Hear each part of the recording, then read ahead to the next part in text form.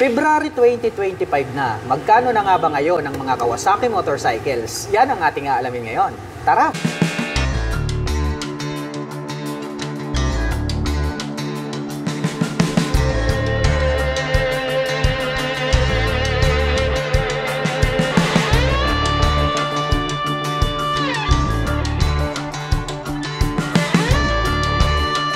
Isa sa nagustuhan ko dito sa kanilang Kawasaki Dominar 400 UG ay talagang napaka-bulky niya, no? Masasabi natin na napakalaki ng kanyang body and design. Well, mapunta muna tayo rito sa kanyang headlight. Dito sa harap, naka-imbose tong part na to. And then pag ating sinilip, no, nagkaroon po siya rito ng napakaraming partition. Inverted telescopic fork, single rotor disc brake. Ang kanya naman pong mags, nagkaroon siya ng two-tone color combination. Mayroon na din po pala siyang USB charging port. Ito po pala ay mayroong 13 liters na fuel tank capacity. Built-in na crash guard. Ito po pala ay equipped with 6-speed manual transmission. Ang ganda rin ng kanyang stitches. No? Wala tayong makikitang tahi rito. Karoon pa po siya rito ng saddle. Pwede na po tayo agad maglagay ng mga top box. Pagdating naman po sa mga sukat ng gulong, ito po ay mayroong 110 by 70-17. Ang kanyang stock tires pang city riding condition. At pagdating naman po sa kanyang engine specifications, ang atin pong Dominar UG ay mayroon pong 400 cubic centimeter engine displacement. Naka 4-stroke single cylinder, naka dual overhead cam. At nakakapag-provide naman po ito ng maximum power na 39.4 HP at 8,650 RPM. Habang nakakapagbigay naman po ito ng maximum torque na 35 Nm at 7,000 RPM. At ang bigat naman po ng motorsiklong ito ay mayroon pong 184 kg. Braking system sa likod, equipped with single rotor disc brake na bilog along with single pot caliper na Vibre. Equipped po siya ng dual channel ABS. At ang presyo po ng Dominar 400 UG ay nagkakahalaga po ng 210,900 pesos. Yan po yung kanyang cash price SRP at included na rin po dyan yung kanyang 3 years registration. At para naman po sa mga balak kumuha ng hulugan, kailangan pong mag-down payment ng 36,800 pesos. At mayroon pa po itong additional na 9,387 pesos para naman po sa kanyang insurance. Ito ay para lamang po doon sa mga kukuha ng hulugan. At pagdating naman po sa kanyang monthly installment, ito po ay mayroong 9,351 pesos sa loob ng 3 taon. Papunta naman po tayo sa mga pantra. Ito po yung mga motorsiklo na pantrabaho, pampasada, pang-service. Lahat na pwede mong gawin. Kumbaga all-in-one po itong mga to. So makikita po natin dito, nandirito po yung kanilang Barako 3. Ito po yung kick version. Ito naman po yung kanilang Barako 3 kick at starter version. So same lang po yan. Ang pagkakaiba lang po nila is yung isa is kick lang. Sisipain mo lang kapag gusto mo po siyang paandarin. Habang ito naman pong kabila is dual option siya. So mas effortless dahil nga pwede mong gamitin yung kanyang electric starter. At ito naman pong kanyang headlight is square type po yan. Tapos nagkaroon po siya ng headlight cover dito na glossy. May nakalagay na Kawasaki dito sa gitna. Dito po located itong kanyang rounded shape na mga turn signals. Gumagamit po ito ng traditional telescopic fork dito sa harapan, silver color, at meron po siyang protection itong kanyang rubber boots para hindi po mapasukan ng dumi itong kanyang front suspension. At ang kanya naman pong braking system dito po sa harapan, ito po ay gumagamit ng mechanical trailing or drum brake. Itong hub na ginamit is glossy black po siya. Of course, dahil ito po ay panghanap buhay na motorsiklo, business type, is naka-spokes rim din po yan. At ito naman pong kanyang meter panel display is gumagamit po siya ng analog, naka-mechanical key ang ignition, at naka-naked handlebar. Ang lapad po nito pong kanyang upuan, saktong-sakto, no, panghanap buhay. Actually, kakasya ang tatlo dyan kung talagang gitgitan at marami kayong mga pasahero. Dahil nga malakas naman po talaga ito pong ating Barako 3 dahil mayroon po itong 175 cubic centimeter engine displacement. At ang presyo po pala nito pong kanilang Barako 3 kick version ay nagkakahalaga po ito ng 96,500 pesos. At kung balak mo naman pong kumuha ng hulugan ay kailangan mo lang pong mag-down payment dito ng 8,800 pesos. Habang ito naman pong kanilang Kawasaki Barako 3 ay nagkakahalaga naman po ito ng 102,500 pesos. So mayroon lang naman po silang kunting price difference dito po sa kanilang kick at electric starter. At kung balak mo naman pong kumuha ng hulugan ay kailangan mo lang pong mag-down payment dito ng 8,800 pesos. Para po dun sa mga price po na aking binanggit, included na po lahat dyan yung kanilang 3 years registration. At dito naman po sa kabila, ito naman po yung kanilang Kawasaki Barako 2. So yung Barako 3, yan po yung ating pinakabago ngayon. Pero yung iba naman po, mas gusto nila yung Barako 2. Kaya nating to worry about dahil meron po kayong mga option na pagpipilian. Meron po tayong available na Barako 3 and then meron po tayong available na Barako 2. Ito naman pong kanilang Barako 2, wala pong pagkakaiba sa design pagdating po sa Barako 3. Ang pagkakaiba lang po nila rito is ito pong kanilang mga decal. The rest, pare-parehas na po sila ng specs and then engine displacement, body and design. Kaya ang babanggitin na lang po natin dito ay yung presyo po nito pong kanilang Barako 2. Ito pong kanilang Barako 2 na kick version ay nagkakahalaga po ito ng 93,000 pesos. So ito po yung kick version. At kung balak mo naman pong kumuha ng hulugan, ay kailangan mo lang pong mag-down payment dito ng 7,800 pesos. Mapunta naman po tayo rito sa kanilang Barako 2 kick at electric starter version. Nagkakahalaga naman po ito ng 97,000 pesos. At kung balak mo naman pong kumuha ng hulugan, ay kailangan mo lang pong mag-down payment dito ng 8,300 pesos. Mayroon pa po kayong additional option dito. And then more affordable yung price tag. Ito naman po yung kanilang Kawasaki Bajaj City version. So mayroon po tayo ritong City 100, mayroon po tayong City 125, at City 150. So ito po, lahat po ng babanggitin ko is magkakapareho po sila sa body and design. Parehas po sila ng headlight, rounded shape yung mga yan hanggang sa 150. Yung kanila pong mga turn signals, pare-parehas po yan na rounded shape, and then bulb type po lahat ang kanilang ginagamit para po sa kanilang turn signals. Pare-parehas po silang naka traditional telescopic fork dito sa harapan, at ang ginagamit po nila para po sa kanilang front braking system ay naka mechanical drilling or ito po yung tinatawag nila na drum brake hanggang dun sa likuran. At yung kanilang fuel tank capacity, wala din pong pagkakaiba. Pare-parehas din po yan ng size, at ganun din po yung size ng kanyang upuan. Ngayon naman po ay babanggitin natin kung magkano naman po yung presyo nito pong kanilang Kawasaki Bajaj na pang business type na pinaka-affordable. Kung gusto nyo po ng pinaka-matipid, ito po yung bagay sa inyo. Ito pong Kawasaki City 100. At ang presyo naman po nito pong kanilang Kawasaki City 100 ay nagkakahalaga po ito ng 58,700 pesos. At kung balak mo naman pong kumuha ng hulugan, ay kailangan mo lang pong mag-down payment dito ng 2,800 pesos. Dumako naman po tayo rito sa Kawasaki City 125. Ang presyo naman po nito ay nagkakahalaga po ito ng 60,700 pesos. At kung balak mo naman pong kumuha ng hulugan, ay kailangan mo lang pong mag-down payment dito ng 2,800 pesos. At ang kanila pong big brother, ito po yung pinakamalakas sa lahat, ang Kawasaki City 150. Ito po ay nagkakahalaga ng 71,500 pesos. At kung balak mo naman pong kumuha ng hulugan, ay kailangan mo lang pong mag-down payment ng 2,800 pesos. Ito naman po ang pinakabagong Kawasaki Brusky 125. Para po sa mga hindi pa nakakaalam, ito po ay in collaboration with Modenas. Ngayon naman ay pagmasdan natin ito pong kanyang headlight design. Dito po sa bandang itaas, mayroon po siya ritong split na daytime running light, at mayroon pa po siyang additional na lights dyan sa bandang itaas. At dito po sa bandang ibaba, ito po yung kanyang main headlight. Maporma din po at maangas ang dating nito pong kanyang lighting system. At dito po sa bandang itaas, nagkaroon po siya ng arrow dito, and then nagkaroon po siya ng honeycomb design dito po sa magkabila.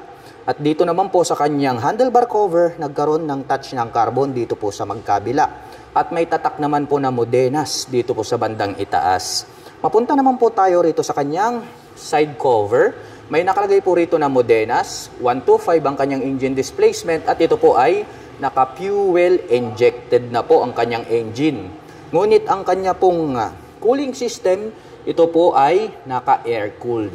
At ang laki din po nito pong kanyang decal rito na combination ng red, white, and then black. At nakalagay naman po dyan yung kanyang model name na Brusky. Ito naman pong kanyang upuan, malapad din po siya. And then yung kanyang seat cover is black color po siya. Ito naman pong kanyang grab bar is silver color po siya. Mapunta naman po tayo rito po sa kanyang front suspension. Ito po ay gumagamit ng traditional na telescopic fork, silver color, Ganon din po ito pong kanyang mag-wheel. Same din po sila ng kulay na silver color. At ang sukat naman po ng kanyang gulong rito po sa harapan, ito po ay mayroong sukat na 80 by 90-14. Pang city riding condition, ito pong kanyang stock tires. Silipin naman po natin itong kanyang meter panel display. Combination po pala ito ng analog at saka digital. Mayroon naman po itong 2 front pocket sa magkabila. Mayroon din po siyang utility hook dito sa gitna. At pagdating naman po rito po sa kanyang ignition, gumagamit po ito ng mechanical key. At ang kagandahan niyan ay included na po pala rito yung kanyang seat opener. Malawak din po itong kanyang footboard or ito po yung kanyang gulay board. Mapunta naman po tayo rito po sa kanyang taillight, patulis, maganda rin pong pagkakadesign. At ang kagandahan niyan, included na po dito ito pong kanyang turn signals. Pagdating naman po rito sa kanyang rear suspension, ito po pala ay gumagamit ng single shock absorber. Yung coil spring na ginamit is glossy black po siya. At ito po ay mayroong mechanical trailing or drum brake para po dito sa kanyang rear braking system. At ito pong kanyang cast wheel is silver color po siya. At ang sukat naman po ng kanyang gulong rito po sa bandang likuran ay may sukat na 90 by 90-14. Ito pong kanyang stock na muffler, no, may pagkakahawig sa click 125 kaya maporma po. At maangas ito pong kanyang stock pipe. Mayroon po itong single exhaust. Combination naman po ng black at silver ito pong kanyang tip. At mayroon din po siya ritong brace na silver color. Kaya maaasahan natin, durable po yung pagkakagawa. Ito pong kanilang Kawasaki Brusky 125. At ang presyo naman po nito pong kanilang Kawasaki Brusky 125 ay nagkakahalaga po ito ng 77,000 pesos. At kung balak mo naman pong kumuha ng hulugan, ay kailangan mo lang pong mag-down payment dito ng 5,800 pesos. Nandito naman po yung kanilang sports racing bike, no? Street fighter. Ito talaga napakaastig at mabibilis ang mga motorsiklong ito. Naka-dual ABS na po ito dito po sa front and then sa rear. At ang kagandahan niya, napakaastig po nito pong kanyang headlight design. Naka-projector lights po dito sa bandang harapan at mayroon po siya ditong daytime running light na parang nagsisilbing kanyang kilay. Ito naman po yung kanilang Kawasaki Bajaj Pulsar NS250. So mayroon po itong 250 cubic centimeter engine displacement. Napakalaki po nitong kanyang fuel tank at ang ganda rin po nitong kanyang upuan. Combination naman po ng analog at digital ang kanyang meter panel display. Naka-mechanical key ang ignition at naka-naked handlebar. Wow, napakaastig din po nito pong kanilang Kawasaki Bajaj Pulsar NS250. At ang presyo po pala nito ay nagkakahalaga po ito ng 163,500 pesos. At kung balak mo naman pong kumuha ng hulugan ay kailangan mo lang pong mag-down payment ng 31,800 pesos. Ito naman pong kanyang katabi, ito naman po yung kanilang Kawasaki Bajaj Roser NS125. Ito po yung fuel injection na model. Ang lapad po nito pong kanyang headlight design, nakaimbustong part na to, matulis din. Gumagamit po ito ng bulb type para po rito sa kanyang main light at may additional lights pa po rito sa bandang itaas. Nandito naman po located itong kanyang mga malalaking turn signals. More visible po yan kapag kayo po ay kakanan at kakaliwa. Naka-single rotor disc brake sa harapan, habang dito naman po sa likuran, equip po ito ng mechanical trailing or drum brake. Meron po pala itong integrated na mudguard at separated naman po ito pong kanyang rear fender. May pagka-classic, no, yung pagkaka-design nito pong kanyang rear fender. Mayroon pong partition sa gitna at maganda rin po itong kanyang upuan. Malaki ang kanyang fuel tank at may nakalagay naman po rito na Roser 3D emblem. Combination po pala ng analog at digital ang kanyang meter panel display, naka-mechanical key ang ignition at naka-naked handlebar. Ang ganda rin po pala, no, nito pong motorsiklo na to. At equip po pala ito ng dual shock absorber para po dito sa kanyang rear suspension. Ayun, endurance nakalagay. Kaya maaasahan natin na maganda yung bouncing performance nitong kanyang rear suspension. At ito po ay adjustable. At ang presyo po pala nito pong kanilang Kawasaki Bajaj Rouser NS125 ay nagkakahalaga po ito ng 84,000 pesos. At kung balak mo naman pong kumuha ng hulugan, ay kailangan mo lang pong mag-down payment dito ng 6,300 pesos. At dito naman po sa bandang gitna, kung mahilig naman po kayo sa mga adventure touring bike, Ito pang off-road talaga to. Makikita natin itong kanyang gulong, napakalaki no. At ito po ay naka dual purpose pattern tires. Equipped naman po ito ng single rotor disc brake na flower design with 2-pot caliper. At very attractive po ang pagkaka-design nitong kanyang main light na naka aim shift design, LED na po yan. At located naman po sa bandang itaas ito pong kanyang mga turn signals. At ang ganda po pala no, colorful po. Ito pong kanyang inverted telescopic fork na gold color. At ito pong kanyang fuel tank located sa gitna of course, at black color naman po yan. Ang kanya pong meter panel display ay naka-digital. May single button selector dito sa gilid. Naka-mechanical key ang ignition at ito po ay naka-naked handlebar. Pahaba. Ito pong kanyang upuan. May nakalagay naman po rito na Kawasaki. At ito naman pong kanyang rear fender is patulis. Nandito naman po located itong kanyang tail light at ito po yung kanyang mga malalaking turn signals. At ito pong kanyang stock pipe napakahaba. Mayroon naman po itong silver color na head protection guard at mayroon po itong single exhaust. Ito naman pong kanyang gulong rito sa likuran, ayan oh, napakakapal.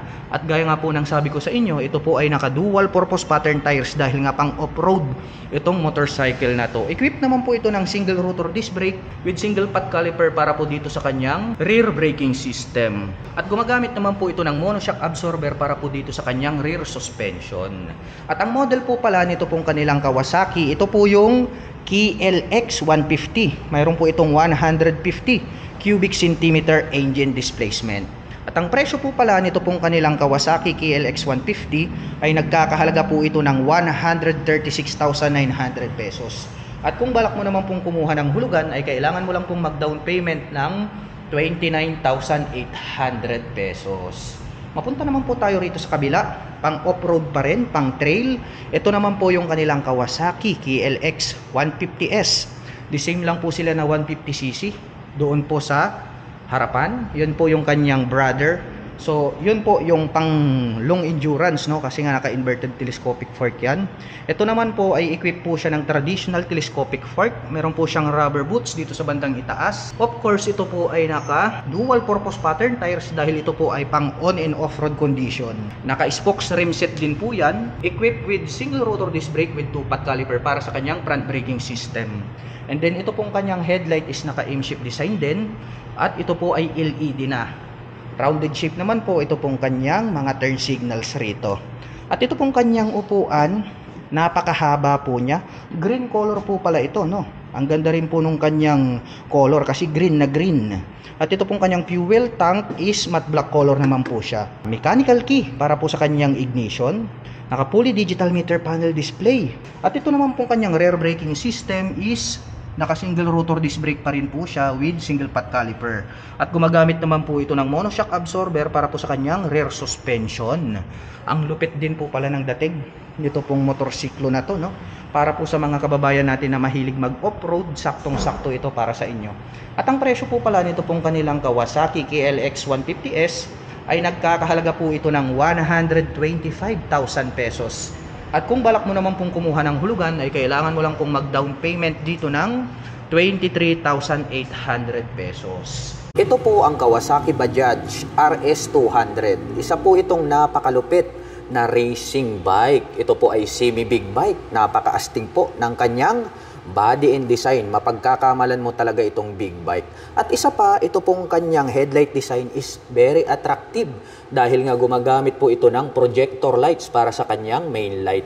At dito sa bandang itaas, mayroon po siya ritong split na daytime running light na parang nagsisilbing kanyang mga kilay para po rito sa kanyang mga nagsisilbing mata na kanyang main light. At dito na rin po located, dito pong kanyang mga pahaba na turn signals. LED na po lahat ng kanyang ginagamit para po dito sa kanyang lighting system. Mayroon naman po itong clear na windshield. At pagdating naman po rito sa kanyang front suspension, ito po ay equipped with traditional telescopic fork. At may nakalagay po rito na ABS na decal. Ito po pala mga ka-LM is naka dual channel ABS. Magmula po rito sa harapan hanggang doon sa likuran. Ang kagandahan naman po niyan ay nakakapagbigay po yan ng smooth na braking power. Naka single rotor disc brake na flower design with 2-pot caliper na vibre. At ang size naman po ng kanyang gulong rito po sa harapan ay mayroong sukat na 100 by 80-17. May touch pala ng carbon ito pong kanyang front fender. Well, dumako naman po tayo rito sa kanyang digital meter panel display. Combination po pala ito ng analog at digital. May 2 button selector dito sa bandang ibaba. At gumagamit naman po ito ng mechanical key para po dito sa kanyang ignition. At ito po ay naka-naked handlebar.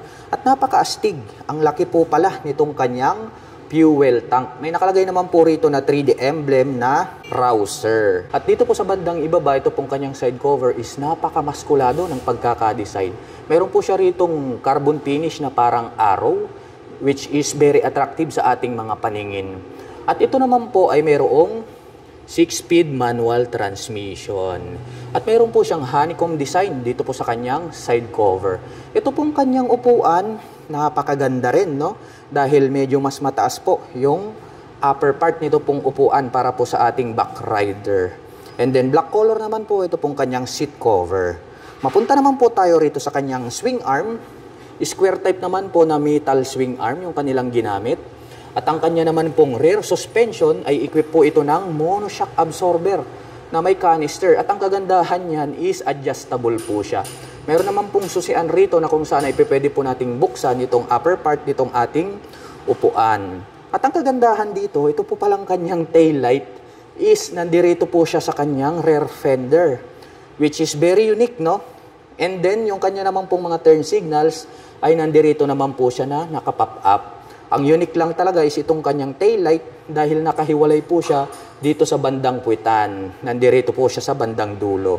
At ito pong kanyang rear fender is mayroon po siyang pagkakahawig sa mga classic big bike dahil nagkaroon siya ng extension dito.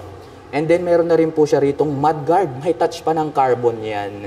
At dito naman po sa likod ang kanyang braking system is naka-single rotor disc brake with single pot caliper na vibre. At ang sukat naman po ng kanyang gulong, rito po sa likuran, ito po ay mayroong sukat na 130 by 70-17. At very sporty looks naman po ang dating nito pong kanyang exhaust pipe. Black color naman po siya at mayroon naman po itong single exhaust. At ito naman po yung kanyang foot brake, metal naman po yung kanilang ginamit. At ito pong kanyang engine, may naka-intact po dyan na DTSI, triple spark. So gumagamit po pala ito ng triple spark plug, which is napakalupit. Dahil nga tatlo yung sumusunog sa gasolina.